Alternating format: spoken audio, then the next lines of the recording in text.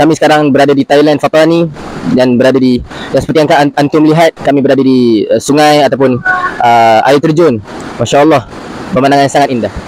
هذه لما ترونه أمامكم هي جزء من النعيم الذي أنعم الله للمؤمنين يوم القيامة في الجنة. Dan apa yang antum lihat daripada sungai dan keindahan-keindahan yang antum lihat ini hanyalah sebahagian ataupun hanya juzuk, bahagian yang sangat kecil daripada nikmat-nikmat Allah Subhanahu wa taala yang Allah telah sediakan di syurga nanti. النبي لما أعرج به من بيته في مكة إلى القدس ومن القدس إلى السماوات العلى رأى أشياء عظيمة وجميلة في الجنة حتى أنه أخبر الصحابة وقال إن في الجنة فيها ما لا عين رأت ولا أذن سمعت ولا خطر على قلب بشر. Dan Habib menceritakan bahawa kisah Isra dan Mi'raj ketika Nabi SAW melakukan Isra dan Mi'raj, Isra daripada Mekah ke Baitul Maqdis dan Mi'raj daripada Baitul Maqdis ke langit yang ketujuh.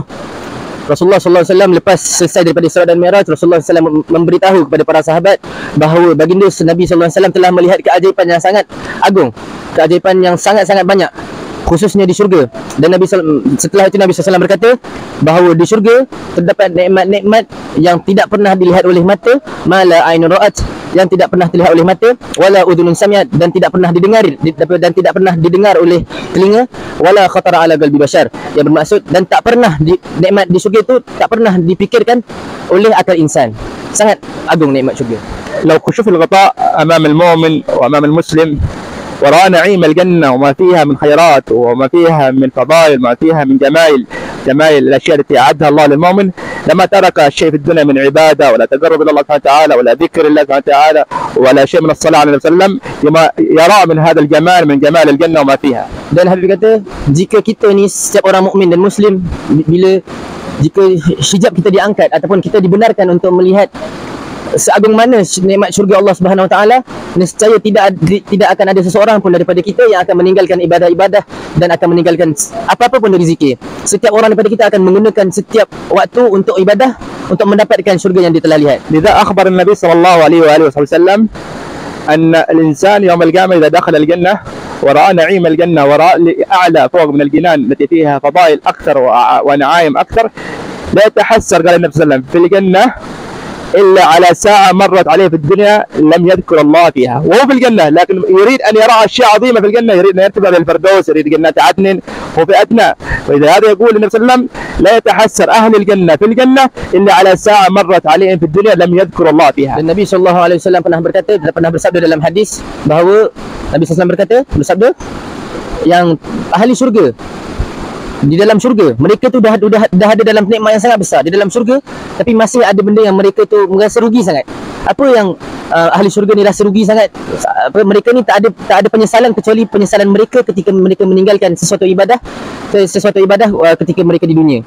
Mereka rasa macam ruginya jam-jam ataupun waktu-waktu yang berlalu pada aku di dunia ini dan aku tidak berzikir kepada Allah SWT. Dan mereka itu berada dalam syurga. Kenapa mereka rasa menyesal? Sebab mereka nak tengok nikmat-nikmat yang lebih agung di syurga-syurga yang di atas. Contoh, mereka ada dekat syurga yang bawah, jadi mereka rasa menyesal kerana mereka tak dapat nak melihat syurga-syurga yang nikmat-nikmat syurga yang Allah sediakan dekat syurga-syurga yang atas. أيضا الله سبحانه وتعالى أخبر في سورة البينة إن الذين آمنوا وعملوا الصالحات فأولئك هم خير برية جزاؤهم عند ربهم جنات عدن تجري من تحت الانهار.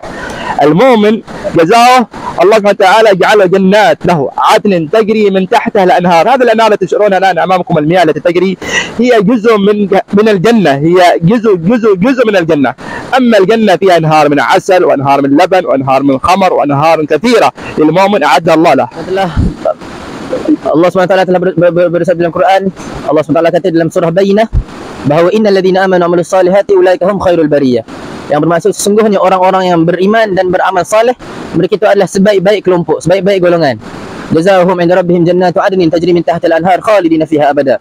Dan jazaohum, yakni ganjaran mereka orang yang beriman dan beramal saleh itu adalah syurga, jannat, syurga yang banyak yang mengalir di bawahnya anhar, iaitu sungai-sungai yang dan apa yang kita lihat dan apa yang dari sungai-sungai ini Habib kata hanyalah sebahagian kecil, sangat kecil, sebahagian yang sangat kecil daripada sungai-sungai yang berada di dalam syurga. Kerana di dalam syurga Allah menyediakan sungai daripada asal, iaitu sungai daripada madu, dan sungai daripada macam-macam lagi yang Allah sediakan di syurga. Dan ini hanyalah sebahagian nikmat kecil yang Allah SWT sediakan di dunia.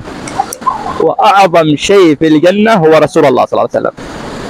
Dan a'zam syai', iaitu perkara yang paling agung yang berada di dalam syurga, iaitu Rasulullah sallallahu alaihi wasallam. Beradanya Rasulullah SAW dalam syurga itu adalah nikmat yang paling besar. هذا اللي جاء في الآثار لما طرد آدم من الجنة ورأى في العرش مكتوب لا إله إلا الله محمد رسول الله، فعرف أن هذا الاسم محبوب إلى الله ومقرب إليه، فقال أسألك بحق هذا الاسم أن تغفر لي.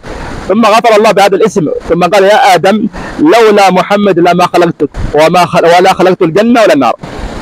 Dan telah disebutkan dalam kitab-kitab hikayat bahawa ketika Nabi Adam alaihissalam dihalau dari syurga baginda Nabi Adam melihat di atas pintu-pintu syurga itu terdapat kalimah la ilaha illallah Muhammadur Rasulullah.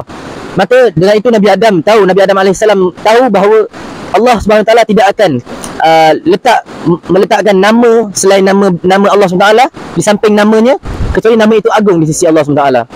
Maka selepas itu Nabi Adam alaihissalam berdoa kepada Allah Subhanahu Wa Taala, ya Allah, aku bertawassul semoga dengan nama Muhammad itu yang kau letak di samping namamu untuk kau mengampunkan dosa-dosaku.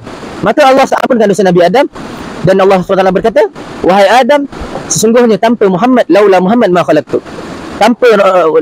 tanpa Rasulullah SAW, tanpa Muhammad, aku tidak akan ciptakan kau. لهذا لما نسمع ولما نرى من هذا النعيم في الدنيا هو عبارة كما ذكرنا أنه جزء بسيط، ولكن إذا أردنا النعيم العظيم والنعيم الأكبر علينا في الدنيا أن نزهد ونذكر الله ونتعبد الله ونحب الصالحين ونحب المجالس الخير، لأن هذه الأشياء هي تقربنا إلى الله حتى تدخلنا الجنة وتدخلنا في الجنة مع النبي صلى الله عليه وسلم. Dan seperti mana yang habis sebut, kita melihat di dunia ini terdapat nikmat-nikmat yang kecil, nikmat-nikmat yang dianggap kecil untuk dibandingkan dengan nikmat-nikmat agung yang Allah sediakan di dalam surga. Maka ke atas kita, tanggungjawab kita ke atas seorang mukmin dan muslim untuk beramal, bersungguh-sungguh beramal ibadah dan berzikir kepada Allah Subhanahu Wa Taala, dan mencintai orang-orang saleh, dan mencintai orang majlis-majlis kebaikan, majlis-majlis zikir. Kerana dengan perkara-perkara itu Allah akan masukkan kita ke dalam surga, dan kita dapat bersama dengan Nabi SAW, dan perkara itu adalah nikmat yang paling agung yang Allah sediakan dalam surga. أخيرا أختم بحديث النبي صلى الله عليه وسلم قال حفت الجنة بالمكاره وحفت النار بالشهوات. في الجنة النفس فيها أشياء تكرهها ما تريد تعملها من الصلاة، عبادة، تقرب إلى الله، مجلس خير، الناس ما تريد، لكن تجبرها على هذا الشيء وتضغط على نفسك حتى تدخلك هذه الأمور إلى الجنة. وفي أشياء النفس تريدها، شهوات، نوم، ترك صلاة، ترك عبادة، أشياء ماجنة، هذا تدخلك للنار فابتعد منها.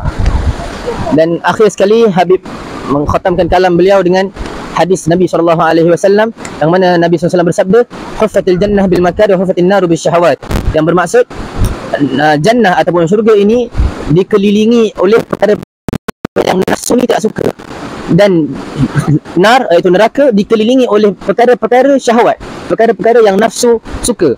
Contoh, kalau kita tengok, kalau seorang tu nak masuk syurga ni dikelilingi, macam mana orang masuk syurga? Orang tu kena solat, kena zikir banyak, kena masuk majlis khair, kena cintai solihin, dan perkara tu nafsu tak suka. Nafsu ni tak suka benda-benda baik.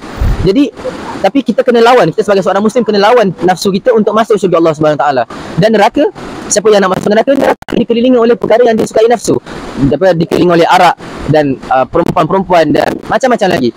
Jadi siapa yang nak masuk syurga ni dikelilingi dengan perkara-perkara yang tidak disukai nafsu, dan kita sebagai seorang muslim kena lawan. Dan juga neraka dikelilingi oleh perkara-perkara syahwat yang disukai oleh nafsu.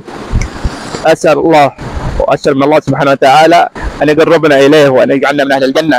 اللهم إنا نسألك رضاك والجنة ونعوذ بك من سخطك النار، ويحشرنا مع النبيين والصديقين والصلحاء والشهداء والشهداء والصالحين وحسن أولئك رفيقا. وصلى الله على سيدنا محمد النبي الأمي وعلى آله وصحبه وسلم. الحمد لله رب العالمين.